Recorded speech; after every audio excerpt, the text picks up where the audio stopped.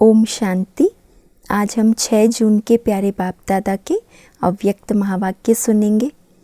आज की मुरली बाप दादा ने विशेष आज्ञाकारी बच्चों के प्रति चलाई है और बहुत विस्तार से बाबा ने आज्ञाकारी बच्चों की विशेषताओं का वर्णन किया। बाबा ने कहा कि आज्ञाकारी बच्चों के कितने प्रकार हैं, कैसे आज्ञाकारी बच्चे अपने हर कर्म में सफलता प्राप्त करते हैं, कैसे बाप दादा की दुआएं उन्हें हर कर्म में मिलती है, वो बाबा ने बहुत अच्छी तरह बताया। बाबा ने कहा जो पहले नंबर के आज्ञाकारी हैं वो उन बच्चों को कहेंगे जो सहज और स्वतः है और सदा आज्ञा के स्वरूप में चलते हैं, आज्ञाकारी होकर, स्मृति स्वरूप होकर हर आज्ञा का पालन करते हैं। और जो दूसरे नंबर के आज्ञाकारी हैं वो कभी कभी आज्ञाकारी हैं, कभी स्मृति स्वरूप होकर कर्म करते, कभी कर्म करने के बाद स्मृति आती है, तो ऐसे बच्चों को सफलता भी कभी कभी प्राप्त होती है। लेकिन जो नंबर 1 आज्ञाकारी हैं उन्हें हर कर्म में बाप दादा की दुआएं मिलने के कारण जैसे उनके अंदर एक विल पावर आ जाती है, उनके जीवन में संतुष्टता और सफलता हर कर्म में दिखाई देती है। तो सुनते हैं आज के मधुर महावाक्य। मुरली की रिवाइज डेट है 14 जनवरी 1988। मुरली का टाइटल है उदासी आने का कारण, छोटी मोटी अवज्ञाएं। उदासी आने का कारण, छोटी मोटी अवज्ञाएं। आज बेहद के बड़े ते बड़े बाप, ऊंच ते ऊंच बनाने वाले बाप अपने चारों ओर के बच्चों में से विशेष आज्ञाकारी बच्चों को देख रहे हैं। सभी बच्चों में बाबा की नज़र विशेष आज्ञाकारी बच्चों की तरफ जा रही है। आज्ञाकारी बच्चे तो सभी अपने को समझते हैं, लेकिन नंबरवार है। कोई सदा आज्ञाकारी और कोई आज्ञाकारी है, सदा नहीं है। एक है सदा के आज्ञाकारी और दूसरे हैं सिर्फ आज्ञाकारी, सदा नहीं। आज्ञाकारी की लिस्ट में सभी बच्चे आ जाते हैं, लेकिन अंतर ज़रूर है। आज्ञा देने वाला बाप सभी बच्चों को एक समय पर एक ही आज्ञा देते हैं, अलग अलग भिन्न भिन्न आज्ञा भी नहीं देते हैं। फिर भी नंबरवार क्यों होते हैं? क्योंकि जो सदा हर संकल्प वह हर कर्म करते बाप की आज्ञा का सहज स्मृति स्वरूप बनते हैं, वह स्वतः ही हर संकल्प, बोल और कर्म में आज्ञा प्रमाण चलते, और जो स्मृति स्वरूप नहीं बनते उनको बार बार स्मृति लानी पड़ती है। बाबा ने नंबरवार होने का बहुत सुंदर कारण बताया कि जो सदा हर संकल्प और कर्म करते बाप की आज्ञा के सहज स्मृति स्वरूप रहते हैं, उनके हर संकल्प बोल में जैसे वो आज्ञा का स्वरूप, बाप की स्मृति का स्वरूप दिखाई देता है। कभी स्मृति के कारण आज्ञाकारी बन चलते और कभी चलने के बाद आज्ञा याद करते। कौन से बच्चे? जो सदा और सहज स्मृति स्वरूप नहीं है, तो बाबा ने कहा कभी स्मृति होने के कारण आज्ञाकारी बन जाते और कभी चलने के बाद आज्ञा याद आती, क्योंकि आज्ञा के स्मृति स्वरूप नहीं। जो श्रेष्ठ कर्म का प्रत्यक्ष फल मिलता है, वह प्रत्यक्ष फल की अनुभूति न होने के कारण कर्म के बाद याद आता है कि ये रिजल्ट क्यों हुई। कर्म के बाद चेक करते तो समझते हैं जो जैसी बाप की आज्ञा है उस प्रमाण न चलने के कारण जो प्रत्यक्ष फल अनुभव हो वह नहीं हुआ। लेकिन कब याद आया? कर्म करने के बाद याद आया, उसके बाद चेकिंग किया। इसको कहते हैं आज्ञा के स्मृति स्वरूप नहीं है, लेकिन कर्म के फल को देखकर स्मृति आई। कितना अच्छा बाबा ने बात बताया कि आज्ञा के स्मृति स्वरूप नहीं कहेंगे, लेकिन क्या कहेंगे? जब कर्म कर लिया और कर्म का फल सामने आया तो वो फल देखकर उनको स्मृति आई कि कौन सी आज्ञा का हमने पालन नहीं किया है। तो नंबर 1 है सहज स्वतः स्मृति स्वरूप आज्ञाकारी, और दूसरा नंबर है कभी स्मृति से कर्म करने वाले और कभी कर्म के बाद स्मृति में आने वाले। तीसरे नंबर की तो बात ही छोड़ दो। 2 मालाएं हैं, पहली छोटी माला है, दूसरी बड़ी माला है। तीसरों की तो माला ही नहीं है, इसलिए 2 की बात कर रहे हैं। ऐसे नंबर 1 आज्ञाकारी बच्चों की माला छोटी है, और कभी कभी जो स्मृति स्वरूप होकर आज्ञाकारी बनते हैं उनकी माला ज़्यादा बड़ी है। आज्ञाकारी नंबर 1, अब बाबा उनकी विशेषताएं सुना रहे। आज्ञाकारी नंबर 1 सदा अमृत वेले से रात तक सारे दिन की दिनचर्या के हर कर्म में आज्ञा प्रमाण चलने के कारण हर कर्म में मेहनत नहीं अनुभव करते, लेकिन आज्ञाकारी बनने का विशेष फल क्या प्राप्त होगा? हर कर्म में अमृत वेले से लेकर पूरे दिन की दिनचर्या में आज्ञाकारी बनने का विशेष फल बाप के आशीर्वाद की अनुभूति करते हैं, क्योंकि आज्ञाकारी बच्चे के ऊपर हर कदम में बाप दादा के दिल की दुआएं साथ है। आज्ञाकारी बच्चे के ऊपर हर कदम में बाप दादा के दिल की दुआएं सदा साथ है। इसलिए दिल की दुआओं के कारण हर कर्म फलदायी होता है। कोई भी कर्म रूपी बीज व्यर्थ नहीं जाता, लेकिन हर कर्म फलदायी होता है, क्योंकि कर्म बीज है और बीज से जो प्राप्ति होती है वह फल है। तो नंबर 1 आज्ञाकारी आत्मा का हर कर्म रूपी बीज शक्तिशाली होने के कारण हर कर्म का फल अर्थात संतुष्टता, सफलता प्राप्त होती है। कितनी सुंदर बाबा ने जैसे कर्म की एक बहुत अच्छी डेफिनेशन बताई। आज्ञाकारी स्मृति स्वरूप बच्चों का हर कर्म रूपी बीज शक्तिशाली होने के कारण कर्म का फल क्या मिलता है? संतुष्टता और सफलता। संतुष्टता अपने आप से भी होती है और कर्म के रिजल्ट से भी होती है, और अन्य आत्माओं के संबंध संपर्क से भी होती है। नंबर 1 आज्ञाकारी आत्माओं के तीनों ही प्रकार की संतुष्टता स्वतः और सदा अनुभव होती है। कई बार कई बच्चे अपने कर्म से स्वयं संतुष्ट होते हैं कि मैंने बहुत अच्छा विधि पूर्वक कर्म किया, लेकिन कहाँ सफलता रूपी फल जितना स्वयं समझते हैं उतना दिखाई नहीं देता, और कहाँ फिर स्वयं भी संतुष्ट, फल में भी संतुष्ट, लेकिन संबंध संपर्क में संतुष्टता नहीं होती। इसको नंबर 1 आज्ञाकारी नहीं कहेंगे। जैसे बाबा ने नंबर 1 आज्ञाकारी की ये भी विशेषता सुनाई, स्वयं से भी संतुष्ट, अपने कर्म से भी संतुष्ट, और जो भी अन्य संबंध संपर्क में आते हैं आत्माएं उनसे भी संतुष्ट। लेकिन कई बच्चे खुद से संतुष्ट हो जाते हैं तो कर्म से संतुष्ट नहीं। अच्छा, कर्म से संतुष्ट हैं तो अन्य संबंध संपर्क में संतुष्टता नहीं। अगर ये तीनों प्रकार की संतुष्टता नहीं है तो उनको नंबर 1 आज्ञाकारी नहीं कहेंगे। नंबर 1 आज्ञाकारी तीनों ही बातों में संतुष्टता अनुभव करेगा। वर्तमान समय के प्रमाण कई श्रेष्ठ आज्ञाकारी बच्चों द्वारा कभी कभी कोई कोई आत्माएं अपने को असंतुष्ट भी अनुभव करती है। आप सोचेंगे ऐसा तो कोई नहीं है जिससे सभी संतुष्ट हों। कोई न कोई असंतुष्ट हो भी जाते हैं, लेकिन वह कई कारण होते हैं। अपने कारण को ना जानने के कारण मिसअंडरस्टैंड कर देते हैं, गलतफहमी आपस में पैदा हो जाती है। दूसरी बात, अपनी बुद्धि प्रमाण बड़ों से चाहना, इच्छा ज़्यादा रखते हैं और वह इच्छा जब पूर्ण नहीं होती तो असंतुष्ट हो जाते। तीसरी बात, कई आत्माओं के पिछले स्वभाव, संस्कार और हिसाब किताब के कारण भी जो संतुष्ट होना चाहिए वह नहीं होते।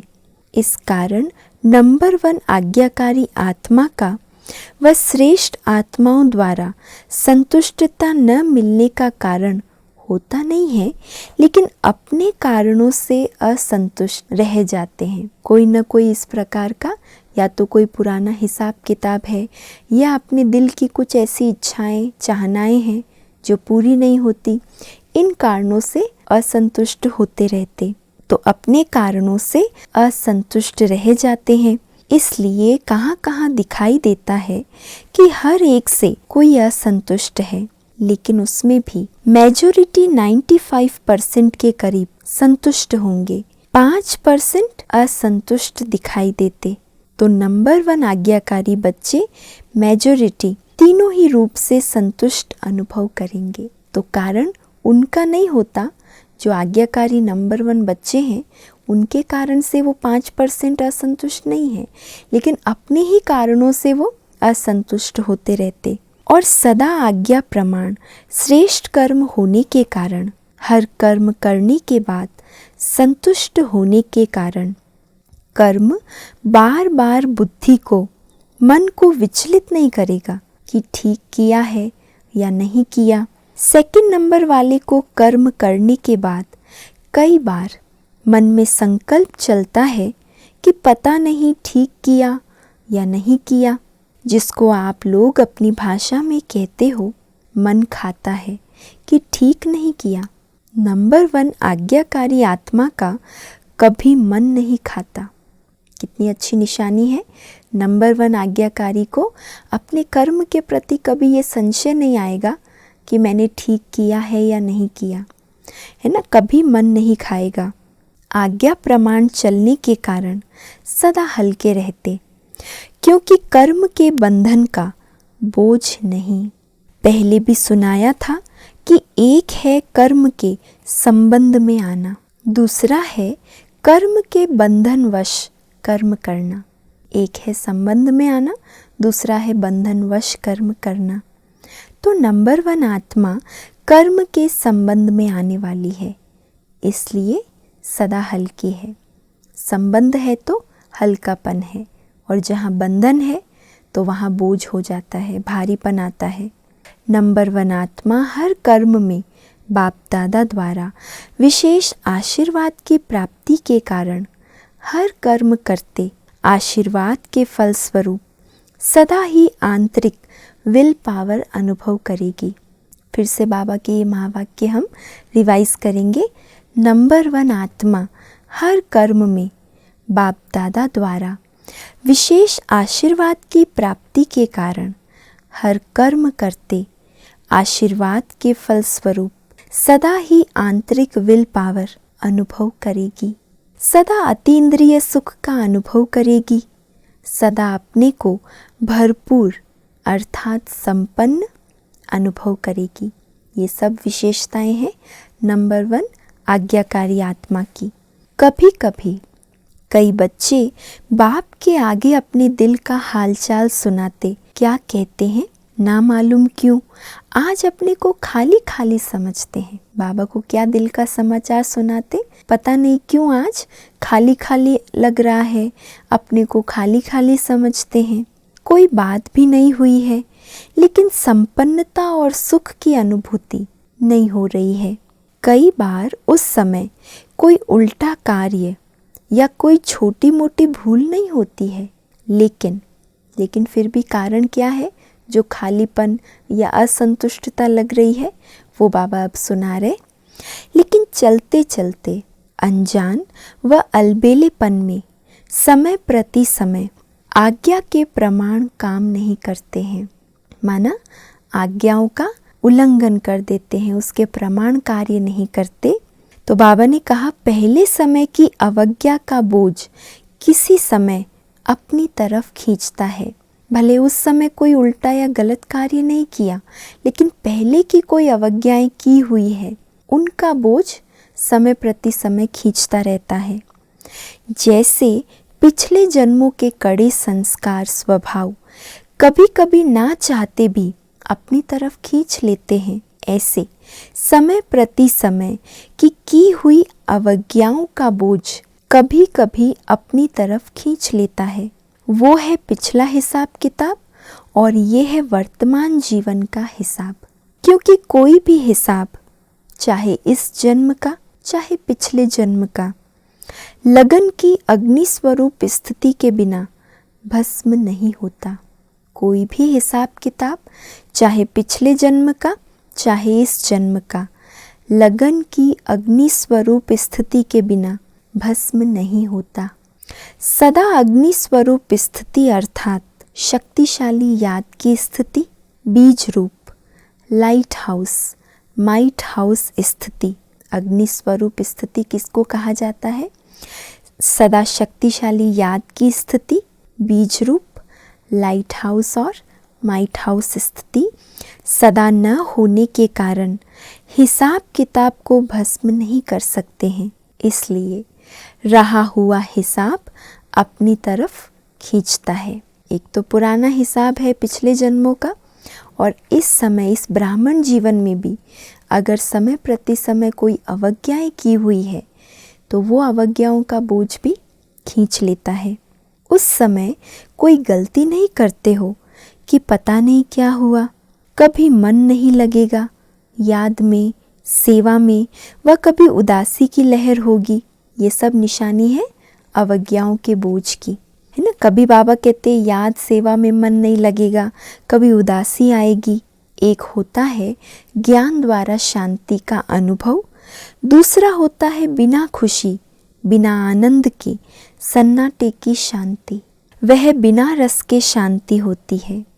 सिर्फ दिल करेगा कहाँ अकेले में चले जाएं, बैठ जाएं, सबके साथ संगठित रूप में ना रहकर कहीं एकांत में अकेले में चले जाएं। बाबा कहते इसको कहते हैं बिना रस के सन्नाटे की शांति। वह सब निशानियां हैं कोई न कोई अवज्ञा की। अभी तक बाबा ने जो भी सुनाई निशानियां, ये सब किसकी निशानियां हैं? कोई न कोई अवज्ञा की। कर्म का बोझ खींचता है। अवज्ञा एक होती है पाप कर्म करना व कोई बड़ी भूल करना, और दूसरी छोटी छोटी अवज्ञाएं भी होती है। जैसे बाप की आज्ञा है अमृत वेले विधि पूर्वक शक्तिशाली याद में रहो। दिनचर्या में पहली आज्ञा क्या है बाबा की? अमृत वेले विधि पूर्वक शक्तिशाली याद में रहो। तो अमृत वेले अगर इस आज्ञा प्रमाण नहीं चलते तो उसको क्या कहेंगे? आज्ञाकारी या अवज्ञा? हर कर्म योगी बन कर के करो, निमित्त भाव से करो, निर्माण बन के करो। ये आज्ञाएं हैं बाप दादा की, ये सब हमें आज्ञाएं मिली हुई है। ऐसे तो बहुत बड़ी लिस्ट है, लेकिन दृष्टांत की रीति से सुना रहे हैं। दृष्टि वृत्ति सब के लिए आज्ञा है। हर एक कर्मेंद्रिय के लिए बाबा ने आज्ञा दी है, हर कर्म के लिए बाबा ने आज्ञा दी है, हर संकल्प बोल सब के लिए बाबा ने आज्ञा दी हुई है। इन सब आज्ञाओं में से कोई भी आज्ञा विधि पूर्वक पालन नहीं करते तो इसको कहते हैं छोटी मोटी अवज्ञाएं। ये खाता अगर जमा होता रहता है तो ज़रूर अपनी तरफ खींचेगा ना। इसलिए कहते हैं कि जितना होना चाहिए उतना नहीं होता। जब पूछते हैं ठीक चल रहे हो तो सब कहेंगे हाँ। ऐसे ऊपर से देखेंगे और पूछेंगे तो सब यही कहेंगे हाँ ठीक से चल रहे हैं। और जब कहते हैं कि जितना होना चाहिए उतना है तो फिर सोचते हैं इतने इशारे मिलते, नॉलेजफुल होते, फिर भी जितना होना चाहिए उतना नहीं होता। कारण पिछला व वर्तमान बोझ डबल लाइट बनने नहीं देता है। कभी डबल लाइट बन जाते, कभी बोझ नीचे ले आता। सदा अतीन्द्रिय सुख व खुशी संपन्न शांत स्थिति अनुभव नहीं करते हैं। बाप दादा के आज्ञाकारी बनने की विशेष आशीर्वाद की लिफ्ट के प्राप्ति की अनुभूति नहीं होती। बाप दादा के आज्ञाकारी बनने की विशेष आशीर्वाद की लिफ्ट के प्राप्ति की अनुभूति नहीं होती। इसलिए किस समय सहज होता, किस समय मेहनत लगती है। नंबर 1 आज्ञाकारी की विशेषताएं स्पष्ट सुनी। बाबा ने तो बहुत स्पष्ट समझा दी। बाबा पूछ रहे हैं स्पष्ट सुनी।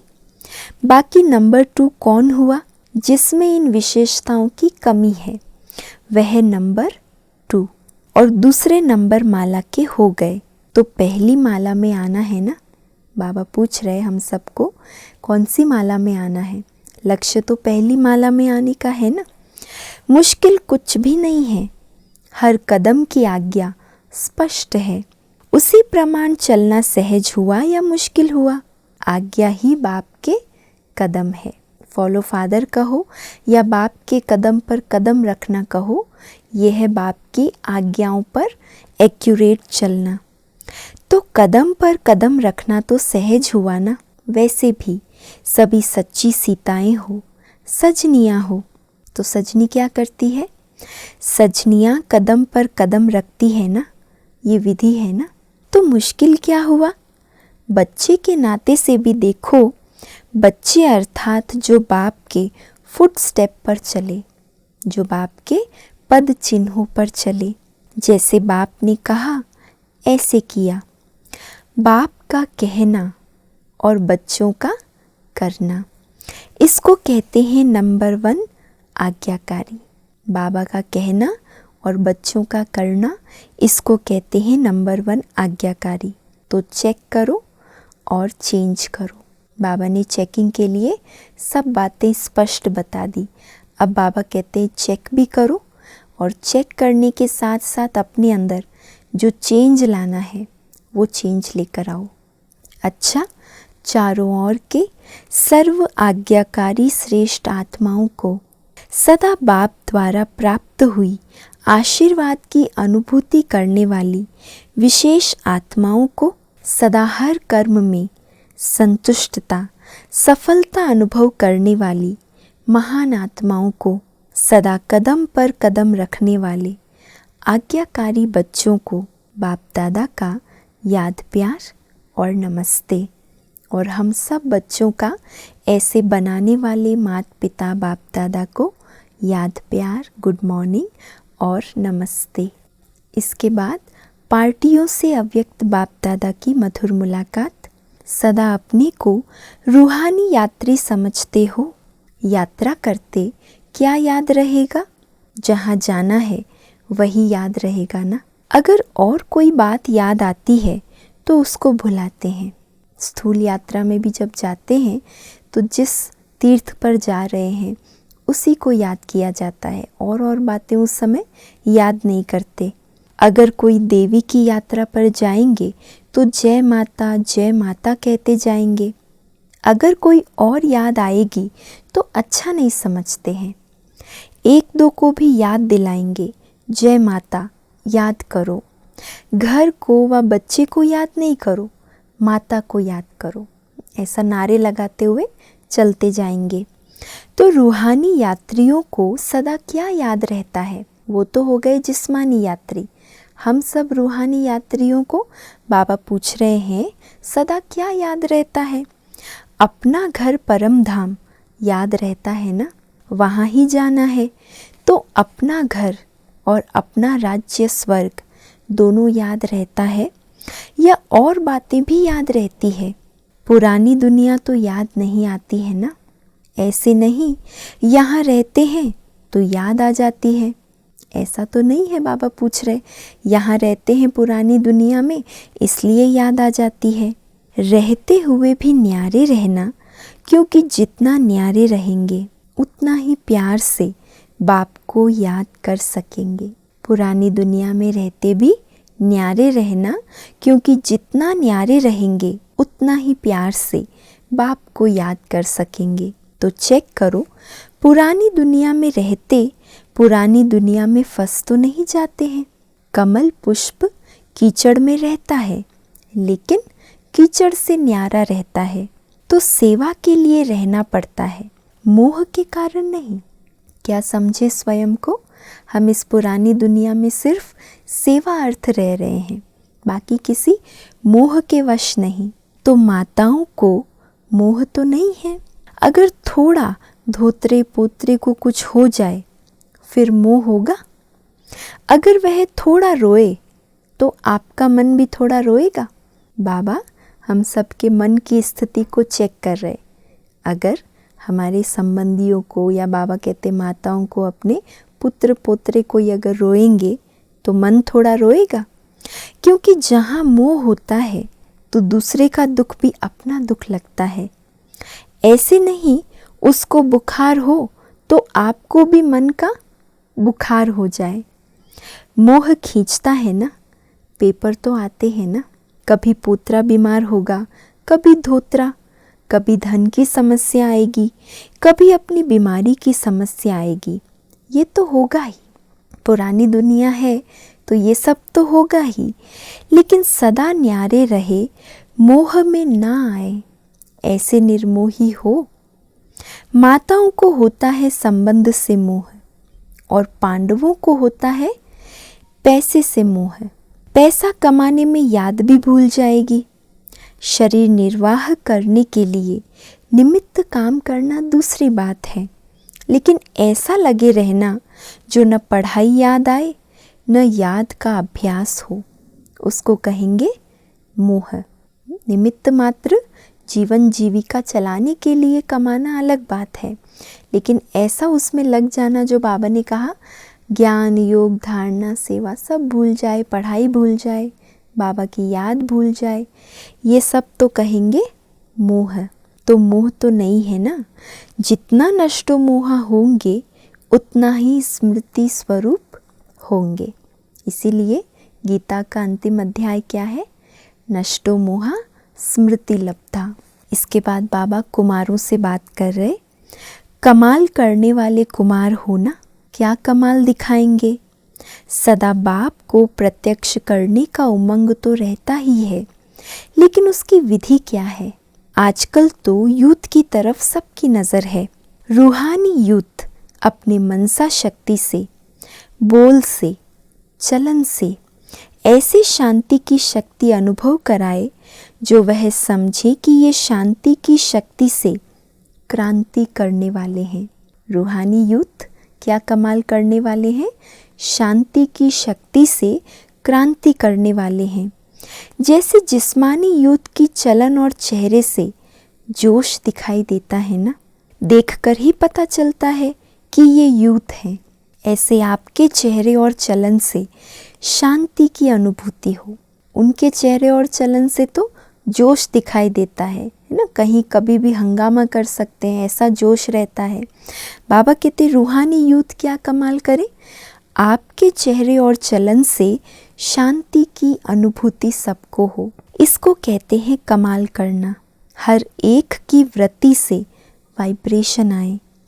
जैसे उन्हों के चलन से, चेहरे से वाइब्रेशन आता है कि यह हिंसक वृत्ति वाले हैं, ऐसे आपके वाइब्रेशन से शांति की किरणें अनुभव हो। ऐसी कमाल करके दिखाओ।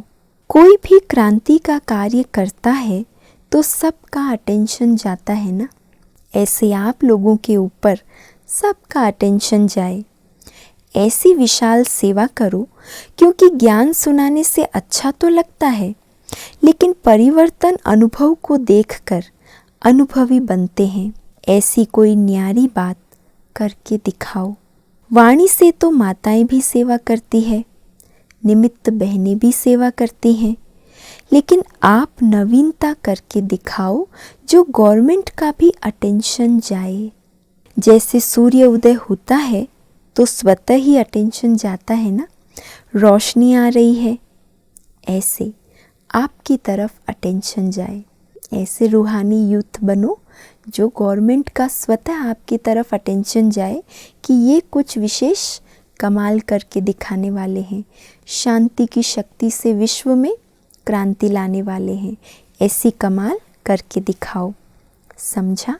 आज की मुरली का वरदान है, थकी हुई व तड़पती हुई आत्माओं को सिद्धि देने वाले खुदाई खिदमतगार भव।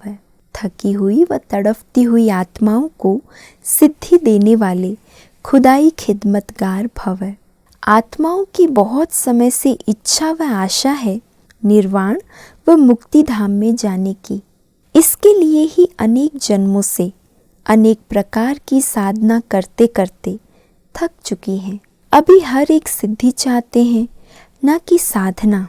सिद्धि अर्थात सद्गति। तो ऐसी तड़पती हुई थकी हुई प्यासी आत्माओं की प्यास बुझाने के लिए आप श्रेष्ठ आत्माएं अपने साइलेंस की शक्ति व सर्व शक्तियों से 1 सेकंड में सिद्धि दो। क्या करना है? तड़पती हुई थकी हुई प्यासी आत्माओं की प्यास बुझाने के लिए आप श्रेष्ठ आत्माएं अपने साइलेंस की शक्ति और सर्व शक्तियों से 1 सेकंड में सिद्धि दो, तब कहेंगे खुदाई खिदमतगार। आज का स्लोगन है, कमज़ोर संस्कार ही माया के आने का चोर गेट है, अब ये गेट बंद करो। कमज़ोर संस्कार ही क्या है? माया के आने का चोर गेट है, अब ये गेट बंद करो। आज का व्यक्त इशारा है, जैसे कोई शरीर में भारी है, बोझ है, तो अपने शरीर को सहज जैसे चाहे वैसे मोल्ड नहीं कर सकेंगे। ऐसे ही अगर मोटी बुद्धि है, अर्थात किसी न किसी प्रकार का व्यर्थ बोझ व व्यर्थ किचड़ा बुद्धि में भरा हुआ है, कोई न कोई अशुद्धि है, तो ऐसी बुद्धि वाला जिस समय चाहे वैसे बुद्धि को मोल्ड नहीं कर सकेगा। इसलिए बहुत स्वच्छ, महीन अर्थात अति सूक्ष्म बुद्धि, दिव्य बुद्धि, बेहद की बुद्धि, विशाल बुद्धि चाहिए। बाबा ने कहा जब चाहे जैसे चाहे बुद्धि को स्थित कर सके, मोल्ड कर सके, उसके लिए बहुत स्वच्छ, महीन मतलब अति सूक्ष्म बुद्धि, दिव्य बुद्धि, बेहद की बुद्धि, विशाल बुद्धि चाहिए। कोई भी प्रकार का बोझ व्यर्थ का बुद्धि को भारी ना करे। अच्छा, ओम शांति।